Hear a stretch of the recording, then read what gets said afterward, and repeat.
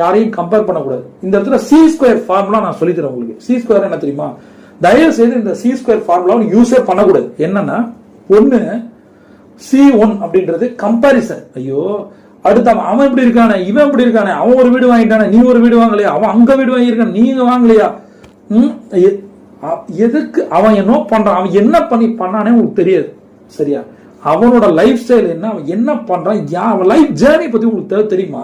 அவன் பாத்தியா, அவன் கூட படிச்சான், அவன் வீடு வாங்கிட்டான், நீ ஏன் வாங்கல? அவன் வாங்கினதுக்கு ஒரு ரீசன், அவன் மாமனார் காசு கொடுத்துருப்பான்டா, எனக்கு என் மாமனார் கொடுக்கலடா, இதுக்கெல்லாம் ஒரு ரீசனடா. அவன் எப்படி வாங்கினான்னு தெரியுமா? இது வந்து தெரியாதவங்க தான் சொல்லுவாங்க. எவனோ ஒருத்தன் சொல்றான், எவனோ ஒருத்தன் செய்யறான், நமக்கு என்ன பிரச்சனை? ரெண்டாவது C2 காம்படிட் பண்ணாதீங்க, யாரையும் காம்படிட் பண்ணாதீங்க. C1 கம்பாரிசன் பண்ணாதீங்க. ரெண்டாவது C2 காம்படிட் பண்ணாதீங்க. சி ஸ்கொயரை பண்ணவே பண்ணாதீங்க. எவன் ஒருத்தன் கம்பாரிசன் பண்றான், காம்படிஷன், யார் கூட நீ காம்படிட் பண்ணணும்? உன்னோட நீ பண்ணணும், அடுத்தவனோட கிடையாது.